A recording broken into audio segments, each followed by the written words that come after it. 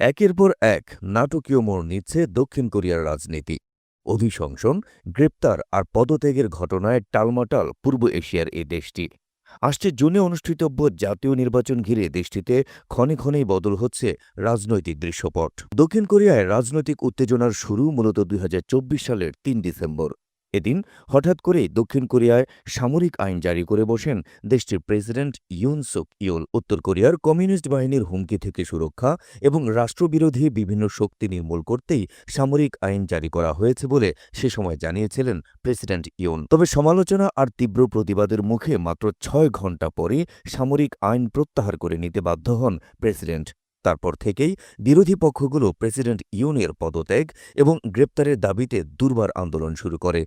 নিজের পায়ের তলার মাটি আস্তে আস্তে সরে যেতে দেখে কিছুটা ভরকে যান প্রেসিডেন্ট ইউন নিজেও। ১৪ ডিসেম্বর ২০২৪ প্রেসিডেন্ট ইউনের জীবনে একটি কঠিন দিন। সেদিন দক্ষিণ কোরিয়ার পার্লামেন্ট প্রেসিডেন্টকে ইমপিচ বা অভিশংসন করে। পার্লামেন্টের ৩০০ সংসদ সদস্যের মধ্যে ২০৪ জন তাকে অভিশংসনের পক্ষে ভোট দেয়।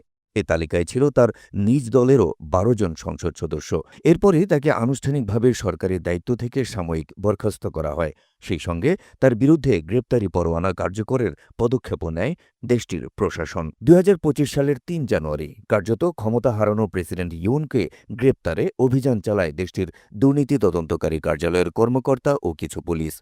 কিন্তু প্রেসিডেন্ট বাসভবনের নিরাপত্তায় থাকা গার্ড ও প্রেসিডেন্টের দলীয় নেতাকর্মীদের বাধার মুখে ইউনকে গ্রেপ্তার না করেই সেদিন ফিরে আসে তদন্ত দল। ৩ জানুয়ারি ব্যর্থ হলেও ১৫ জানুয়ারি প্রেসিডেন্ট ইউনকে গ্রেপ্তারে সমর্থ হয় দেশটির দুর্নীতিবিরোধী কর্তৃপক্ষ। প্রেসিডেন্ট ভবন থেকে এদিন প্রায় বিনা বাধায় গ্রেপ্তার করে নিয়ে আসা হয় ইউনকে।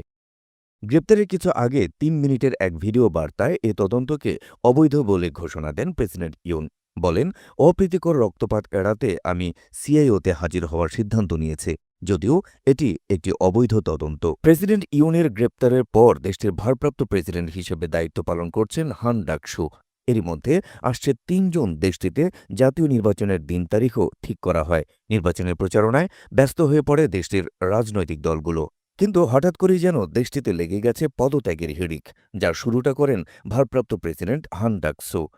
২০২৪ সালের ডিসেম্বর থেকে ভারপ্রাপ্ত প্রেসিডেন্টের দায়িত্ব পালন করা হান ১ মে তার পদত্যাগপত্র জমা দেন। শোনা যাচ্ছে, আসছে নির্বাচনে প্রেসিডেন্ট পদে লড়তে গণসংযোগে মনোযোগী হতেই তিনি পদত্যাগ করেন। ভারপ্রাপ্ত প্রেসিডেন্টের দেখানো পথে একই দিনে পদত্যাগ করেন দেশটির অর্থমন্ত্রী চুই সাং-মক। ১ মে বৃহস্পতিবার তিনিও তার পদত্যাগপত্র জমা দেন। অথচ এদিন মধ্যরাতেই ভারপ্রাপ্ত প্রেসিডেন্ট হিসেবে দায়িত্ব নেয়ার কথা ছিল তার। তবে চোই সাং-মক তার পদত্যাগের কারণ হিসেবে বর্তমান অর্থনৈতিক সংকটকে দায়ী করেন। বলেন, দেশি বিদেশি গুরুতর অর্থনৈতিক পরিস্থিতির প্রেক্ষাপটে আমার পক্ষে দায়িত্ব পালন অব্যাহত রাখা কঠিন হয়ে পড়েছে। আমি দুঃখিত যে আমাকে সরে দাঁড়াতে হচ্ছে।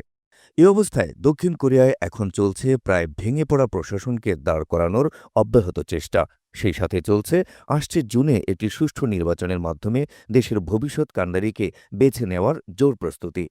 উত্তর কোরিয়ার অব্যাহত হুমকি আর অর্থনৈতিক ভঙ্গুর অবস্থা থেকে উত্তরণে নিজেদের সুসংগঠিত হওয়া ছাড়া আর কোনো পথ নেই দক্ষিণ কোরিয়ার কাছে।